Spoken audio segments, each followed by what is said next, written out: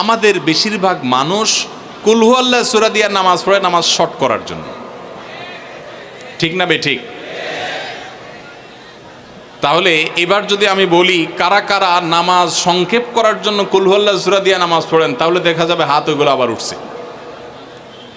তাহলে সংক্ষেপ করার উদ্দেশ্যে সূরা কুল হু আল্লাহ পড়লে সেটার কারণে আল্লাহর কাছে সওয়াব পাবেন না, বরং আপনার নামাজের মর্যাদা আরো কমবে।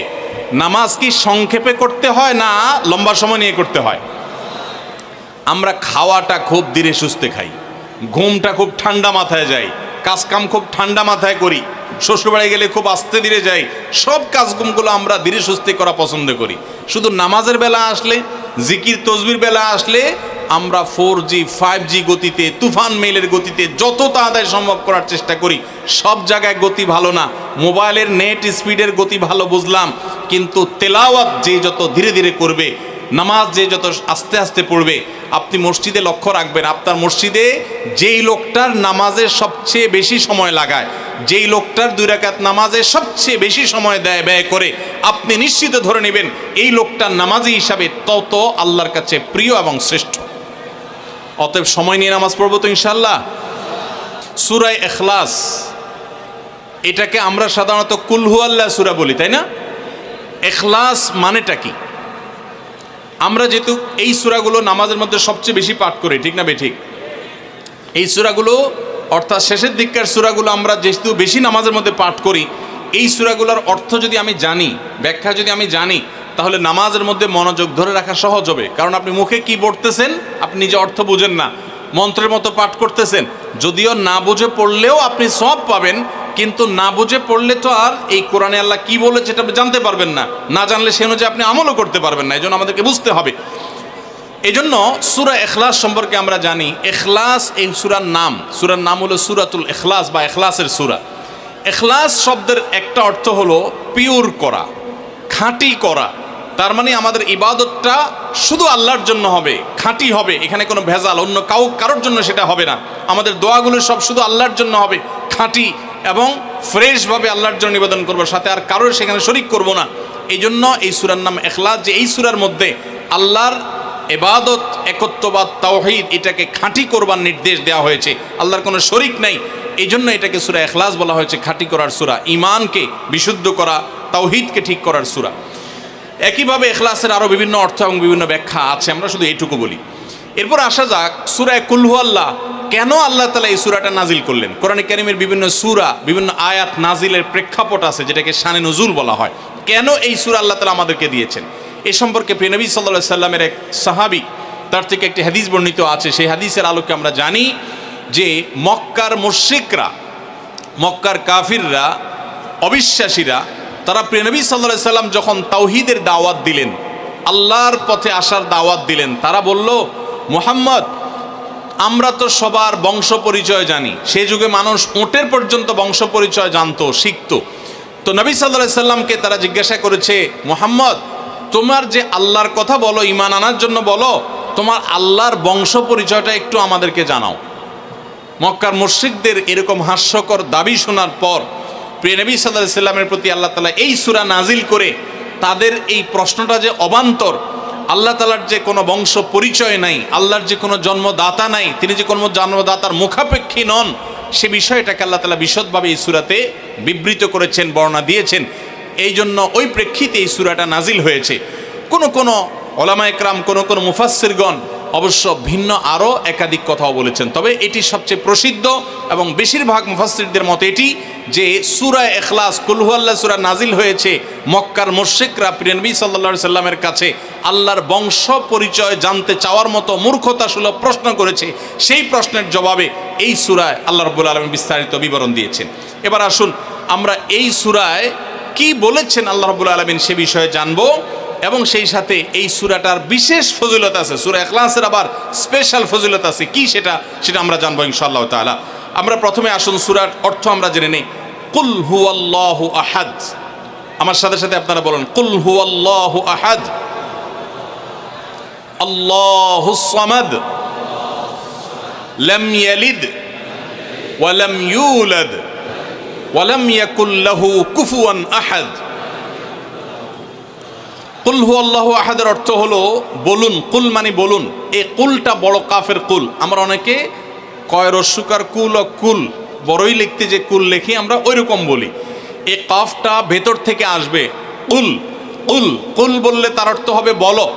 আর যদি ছোট কাফের কুল অর্থাৎ বাংলা করস্যকার কুল ও কুল লিখি যে আমরা ওরকম কুল যদি বলেন আরবিতে তার অর্থ হলো খাও।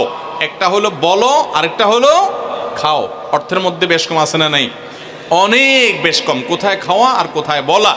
এই জন্য এই কফটাকে একটু শুদ্ধ করার চেষ্টা করতে হবে। কুল ভিতর থেকে কুল কুল হুয়াল্লাহু আহাদ। এর অর্থ কি? কুল মানে বলুন।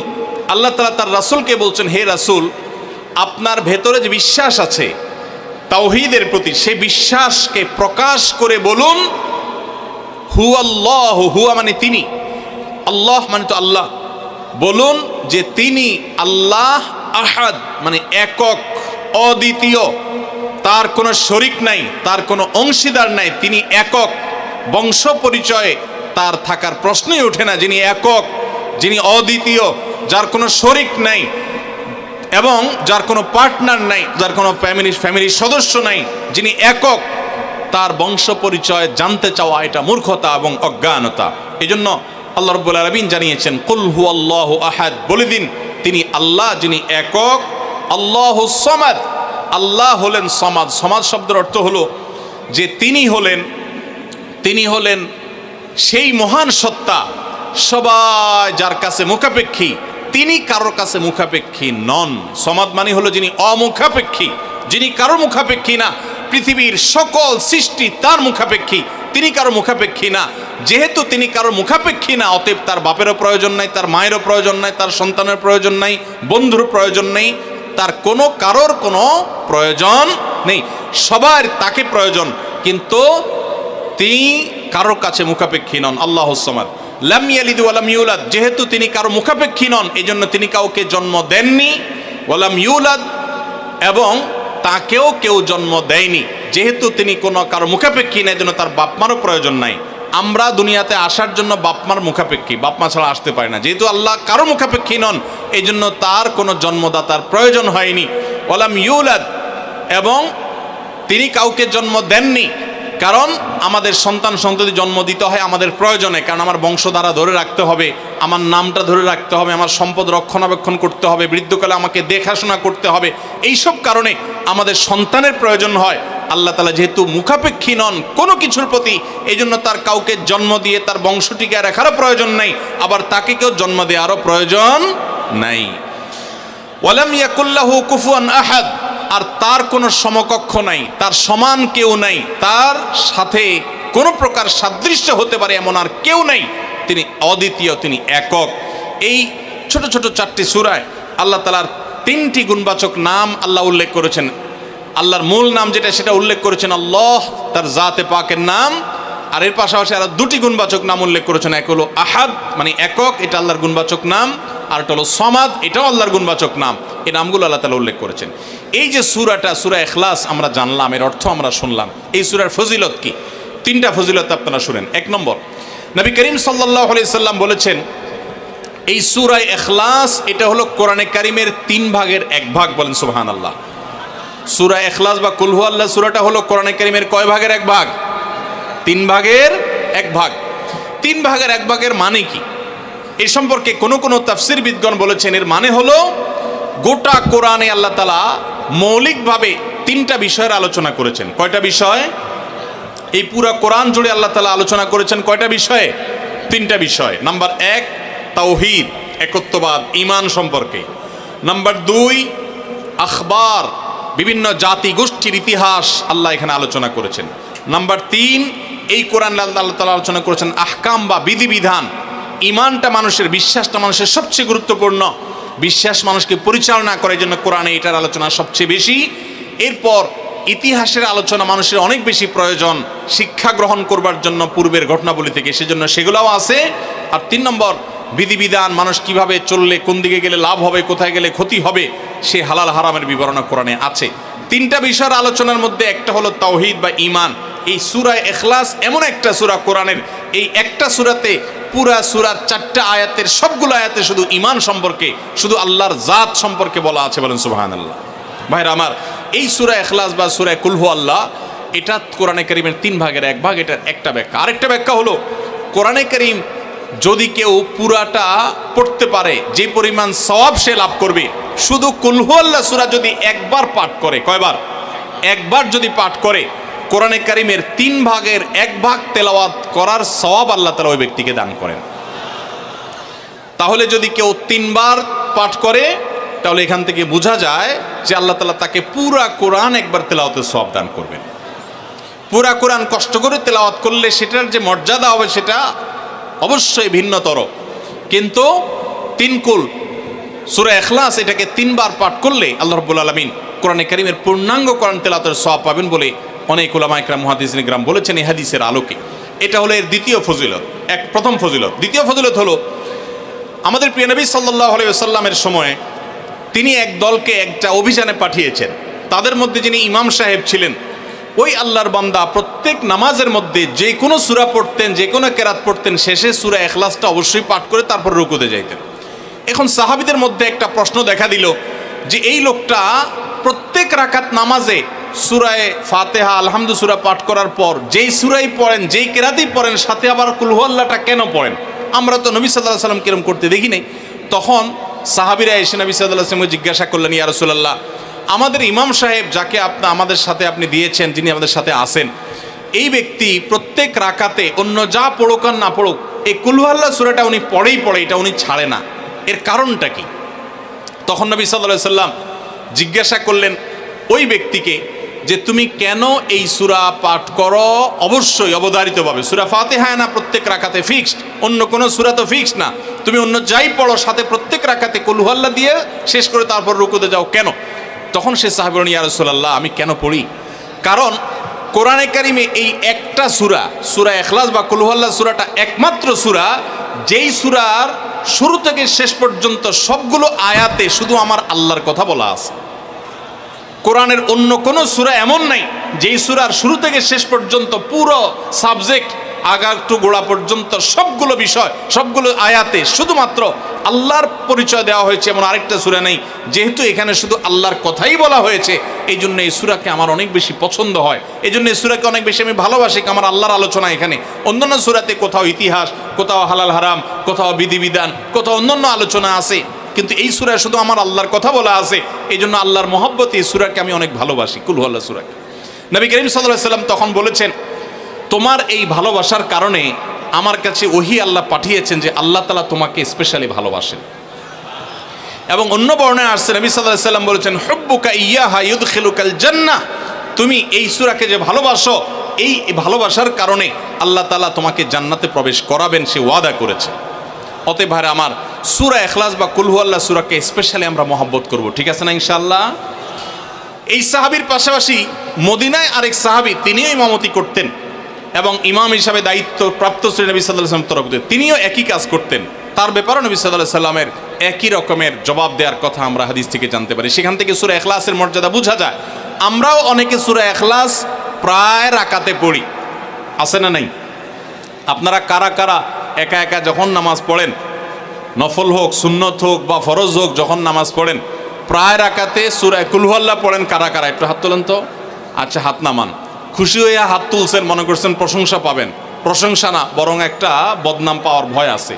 হাতটা তোলাইছি আমি, আপনারা মনে করছেন সবসময় হাত তুললেই শুধু জিতা যায়। দেখেন, যারা সূরা ইখলাসকে মহব্বত করে, এই যে ঘটনা আমরা শোনালাম নবী সাল্লাল্লাহু আলাইহি ওয়াসাল্লাম, এটা জেনে যে আমার আল্লাহর আলোচনা আছে এই সূরায়, অন্য কোনো আলোচনা নাই, আল্লাহর পরিচয় উল্লেখ করা আছে, আল্লাহর বৈশিষ্ট্য এবং ক্ষমতার উল্লেখ আছে, সেই মহব্বতে যদি কেউ সূরা ইখলাসকে মহব্বতের সাথে ধীরে ধীরে পড়ে, তাহলে তো তিনি অবশ্যই আল্লাহর কাছে বিশেষ মর্যাদা পাবেন। ওই সাহাবীর মতো আল্লাহর ভালোবাসা পাওয়ার সম্ভাবনা জোরালো। তবে আমাদের বেশিরভাগ মানুষ কুল হু আল্লাহ সূরা দিয়ে নামাজ পড়ে নামাজ শর্ট করার জন্য, ঠিক না বেঠিক? তাহলে এবার যদি আমি বলি কারা কারা নামাজ সংক্ষেপ করার জন্য কুল হু আল্লাহ সূরা দিয়ে নামাজ পড়েন, তাহলে দেখা যাবে হাত ওইগুলো আবার উঠছে।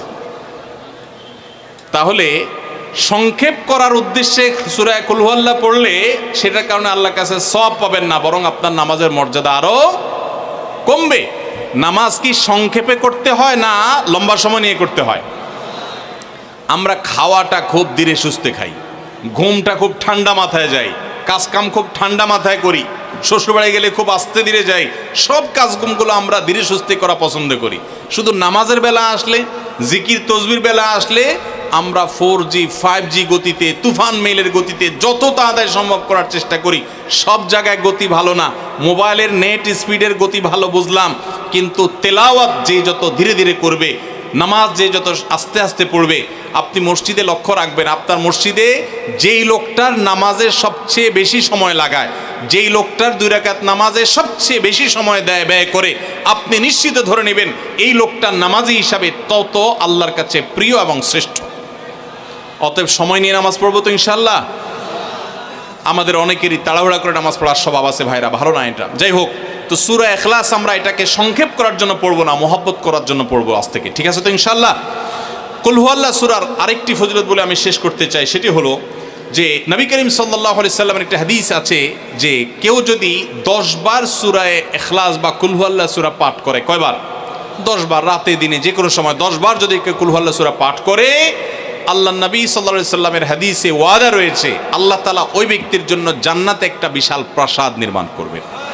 দুনিয়ার কোনো প্রাসাদ না ভাই, পামজমারার প্রাসাদ না ভাই, এটা কোনো দুবাই বা পৃথিবীর কোনো গুরুত্বপূর্ণ জায়গার লোভনীয় কোনো আকর্ষণীয় কোনো জায়গার প্রাসাদ না ভাই, জান্নাতের প্রাসাদ। দুনিয়ার প্রাসাদ রেখে চলে যেতে হবে, জান্নাতের প্রাসাদ যে একবার পেয়ে যাবে অনন্ত অসীমকাল পর্যন্ত আর তার সেখান থেকে বের হতে হবে না, তার থেকে ছুটবে না। আল্লাহ আমাদের সবাইকে ফজিলত অর্জন করার তৌফিক দান করুন, বলুন আমিন।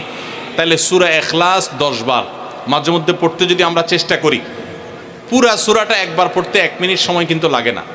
কুল হুয়াল্লাহু আহাদ আল্লাহুস সামাদ লাম ইয়ালিদ ওয়া লাম ইউলাদ ওয়া লাম ইয়াকুল লাহু কুফুয়ান আহাদ। কয় সেকেন্ড সময় লাগছে? 20 সেকেন্ড, 25 সেকেন্ড।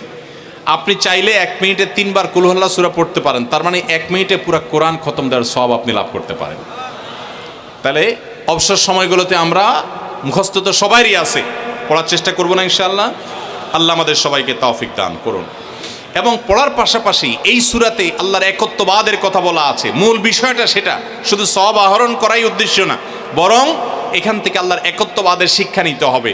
আল্লাহ একক, কুল হুয়াল্লাহু আহাদ, হে রাসূল বলে দিন তিনি আল্লাহ, তিনি একক, তার কোনো অংশীদার নাই, তার কোনো পার্টনার নাই, তিনি কারোর প্রয়োজন তার হয় না। আল্লাহুস সামাদ, তিনি কারোর মুখাপেক্ষী না, বরং সবাই তার মুখাপেক্ষী।